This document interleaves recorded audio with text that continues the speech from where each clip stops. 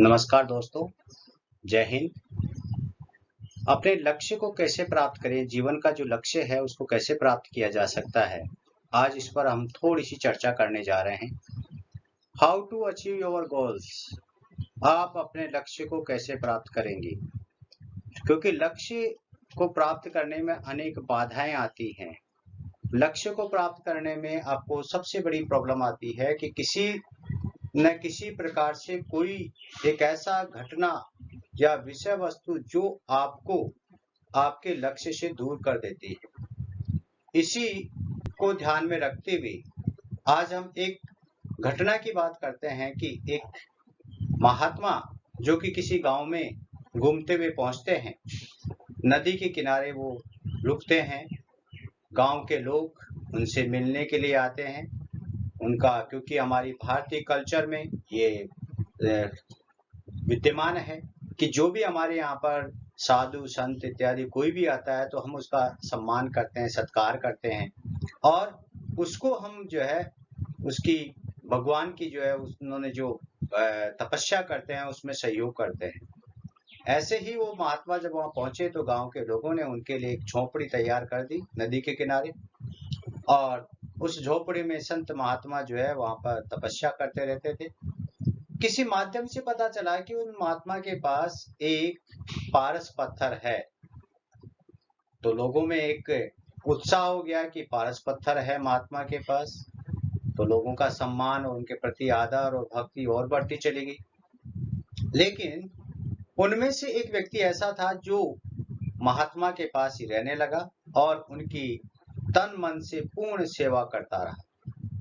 वो रोज महात्मा जी के लिए अपना भोजन तैयार करना, उनके तपस्या में जो भी आवश्यक सामग्री थी वो उपलब्ध करवाना, ये चल रहा था।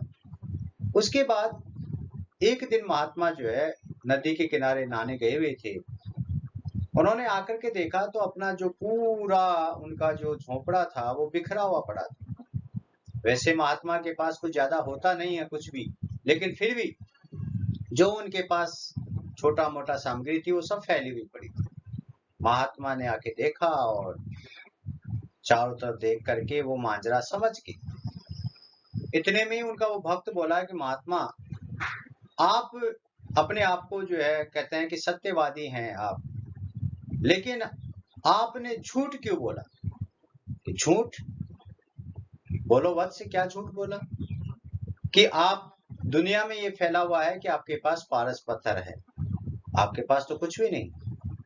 उन्होंने कहा नहीं है। तो कहा है तो मैंने तो पूरी कुटिया देख ली है, कहाँ है? देखो वो ऊपर एक लोहे की छोटी सी डिब्बी रखी हुई है, उसमें छाछ में दबी हुई है। कहाँ दिख रही है? कहा उसमें है। वो बड़ा जोर से हंसने लगा और कहने लगा, महात्मा मुझे मूर्ख समझा है आपने? कि नहीं, आपको मूर्ख नहीं समझा, उसी में है। कि अगर उसमें होता तब तक वो सोने का बन चुका होता, लोहे का जो है वो सोने का बन चुका होता। तब महात्मा ने कहा कि उसे उतार के लाओ।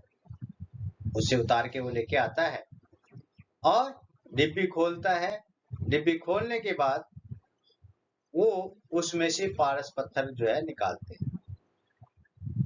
महात्मा जी कहते हैं कि देखो ये पारस पत्थर है और इसके चारों तरफ जो एक कोटन लगा हुआ था, जो रुई लगी हुई थी, इसने इसको लोहे को टच नहीं होने दिया और इस वजह से ये लोहा सोना नहीं बन पाया।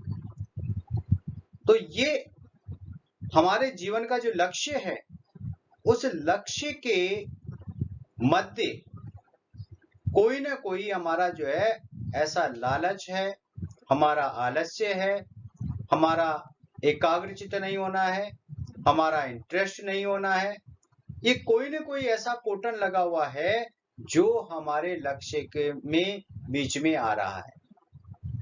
तो ये एक विचारधारा, ये जो हमने एक कहानी आपको बताई है, ये स्पष्ट करती है कि हमें अपने जीवन में लक्ष्य को अगर प्राप्त करना है, लक्ष्य को प्राप्त करना है तो उस कोटन को हटाना पड़ेगा जो हमारे लक्ष्य के मध्य में आई हुई है, जो हमारे लक्ष्य के बीच में और हमारे बीच में है, उस कोटन को हटाना होगा, तभी हम हमारे लक्ष्य को प्राप्त कर सकते हैं। ये छोटी-छोटी चीजें हैं जो हमें लक्ष्य तक पहुंचाती है। हम हमारे लक्ष्य को प्राप्त कर सकते हैं। हम बहुत सी बार जो है लोगों की बातों में आते हैं, डिप्रेशन का शिकार हो जाते हैं। हमें इस घटना को, इस कहानी को बार-बार याद करना चाहिए, दोहराना चाहिए, ताकि हमारा जो आपके लक्ष्य के मध्य जो भी इस तरह की बाधा है, उस बाधा की आप पहचान कर सकें और पहचान करके उसको दूर करने का प्रयास कर सकें। जय हिंद, जय भारत।